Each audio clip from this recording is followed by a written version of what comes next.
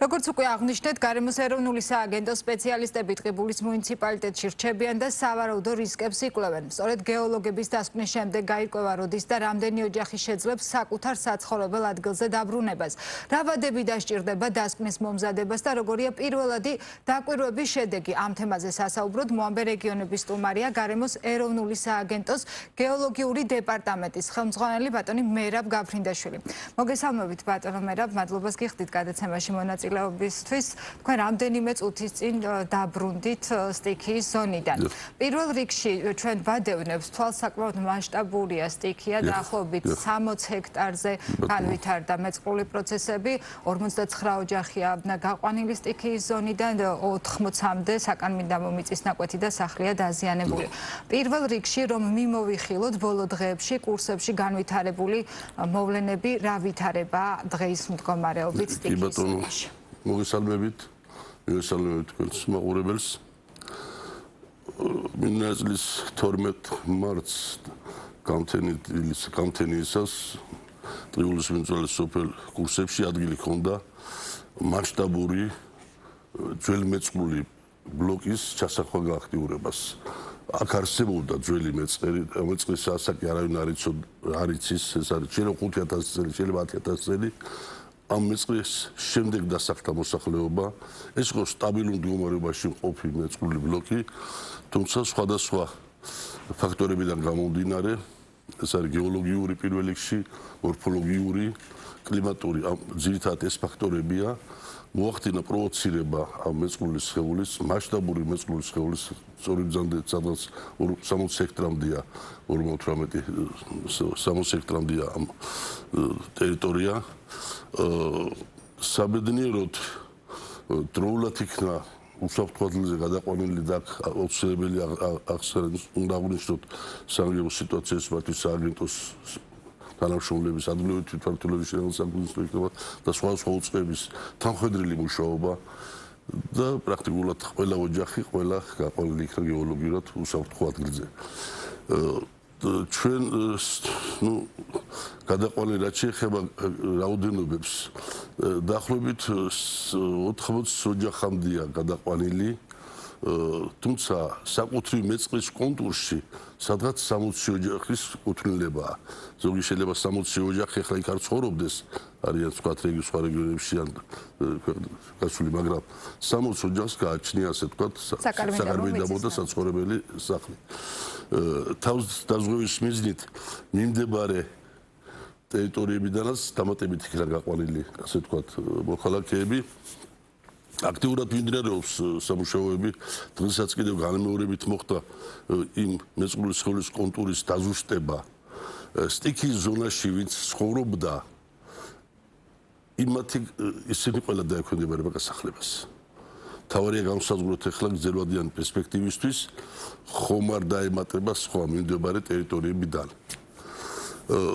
ჩვენ სააგენტო ყოველწლიურად გამოცემს საინფორმაციო გეოლოგიურ ბიულეტენს, სადაც მოცემულია აი მეწყრული პროცესებისადმი მიდრეკილი ტერიტორიები, ნაჩვენებია და მათ შორის იყო სხვა შორის კურსებიც, მაგრამ და ლოკალურად ერთეული ოჯახებზე ამ სოფელში არა მარტო ამ მეწყრის მიმდებარედ, არამედ იქ მდინარე წყალწითელას მარჯვენა ნაპირზედაც ოჯახები შეფასებული ჰყავდა და ზოგიერთი დაექვემდებარა თავის დროზე გეოლოგიურად გადაადგილზე გადაყვანას.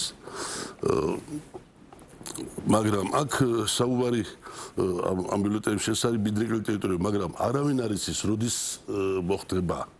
ეს არის არც ჩვენ და ვერც ერთი ქვეყნის სპეციალისტები ვერ ამას, როგორც აი მიწისძვრის ვარიანტი, როდესაც ესე მყისიერად ვითარდება პროცესი.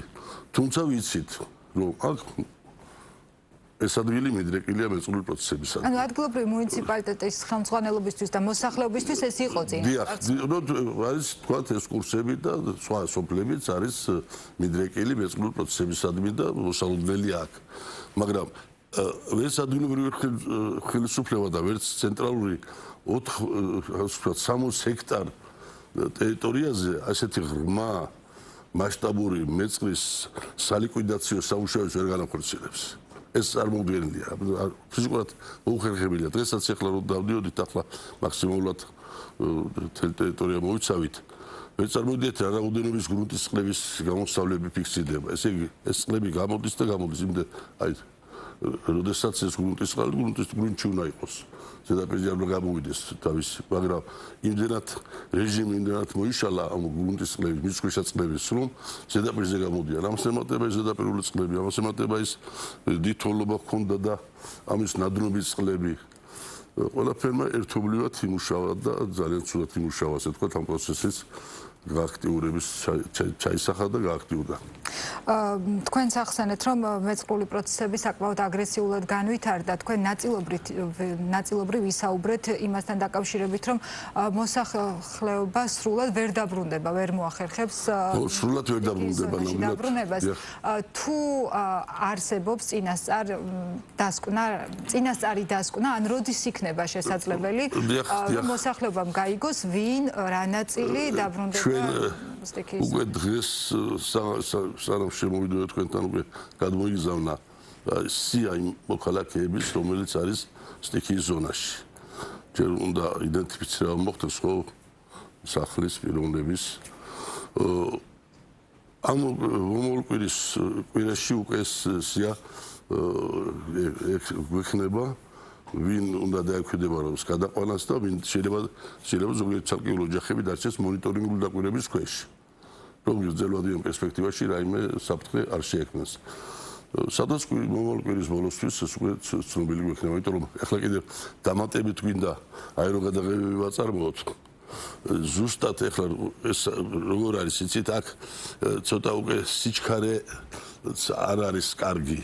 არ უნდა ვიჩქაროთ რა გაგებით, რომ გარანტირებულად უნდა ვთქვათ, ეს ოჯახი შეიძლება დარჩეს თუ არ დარჩეს.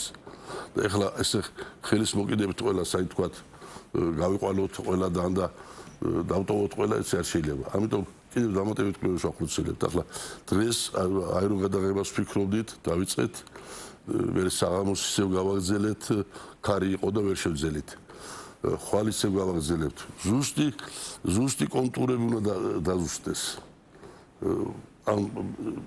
არა მარტო დღეს რო ხედავთ, აი თქვენს ხედავთ ხო კადრებს მეწყრისას.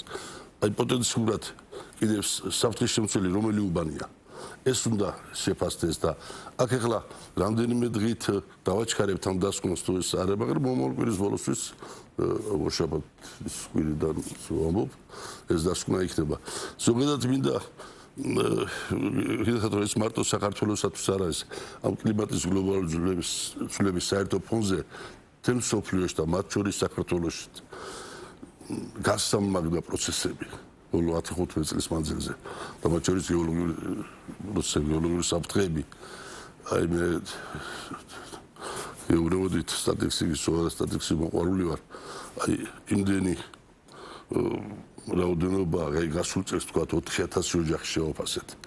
4000 ოჯახის ნაკვეთ საცხოვრებელი სახლის შეფასდა, გაიცა რეკომენდაცია საექსპერტო დონეზე ეუბნები რომ შენ ცხოვრობ აი აქ. აქედან შეიძლება 10-20% შეიძლება დაექვემდებარა გადადგილზე გადაყვანას. ზოგიერთს რაღაც რეკომენდაცია იმეცა და პერენოსული ღონისძიების გასტარებას და ასე შემდეგ. ასე რომ ამ მიმართულებით საქმიანობა მიმდინარეობს, თუმცა ეს არის გლობალური პრობლემა და ასე ადვილად ერთ ხელის მოსვლით ამას ვერ გადავწყვეტ. და სხვათა შორის ძალიან კარგი აი ოცნებობდით და გასულ წელს შეგვიძლია ის არის ტექნოლოგია აეროგადაღების ტექნოლოგია ძალიან დეტალურად გვაძლევს ინფორმაციას სად რა მოხდა ბოლო 10 წლის მანძილზე. მე ჩვენ ვადარებთ ამ ასე ვთქვათ დღევანდელ მდგომარეობას და რაღაც პროგნოზირების უფრო მეტ საშუალებას მოხსოვს, თუმცა პროგნოზის გაკეთებაც აი რა დროს მოხდება ამას ვერავინ შეიძლება პირდაპირ გეტყვით, შეიძლება ადრე უფრო კეთებოდა პროგნოზი, სანამ ეს კლიმატის გლობალური ცვლილება დაიწყებოდა სოფლიოში, რაღაც კანონზომიერებებს ექვემდებარებოდა ეს პროცესები. დღეს არ ექვემდებარება. გვინახავს აი საერთოდ ნალექი არ ყოფილა და მშრალი მეწყერი მოდის. რაც არ ყოფილა. ვიცოდით ადრე გაზაფხულზე უნდა ყოფილიყო თქვათ ეს ვარცოფების და ზაფხულის დასაწყისში ვარცოფები დღეს სექტემბერში არის სხვა სოფიის გავლა მეწყერებიც ასე თოვლი ზღვაები და ასე შემდეგ. ამიტომ პროგნოზირებაც არ არის ასე ვთქვათ ჩვენ და ვერც პირველადი შეფასებით რამდენად არის მეწყრული პროცესების გაფართოების რისკი? მე გეტყვით, აი ამ ლოკაციაზე სადაც ახლა ჩვენ კურსებზე ვსაუბრობთ.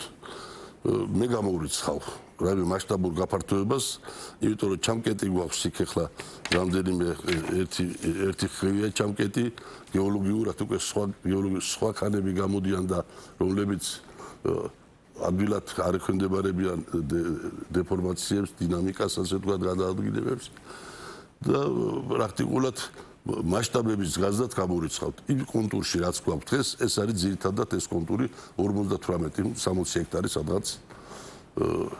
თუმცა ახლა ცალკეული დეციდიები არა მარტო ტყიბულში, არამედ სხვა მუნიციპალიტეტებში და მთიან რეგიონებში მით უმეტეს გაზაფხული უხეათოს ნალექების მოსვლის პერიოდში ხდება სამწუხაროდ. სწორედ ამაზე მინდა კითხოთ, ზოგადად რა იწვევს მეწყერის განვითარებას და თქვათ ჩვენ ვიცით რომ კურსებში ადამიანებმა გაიგეს ხმაური.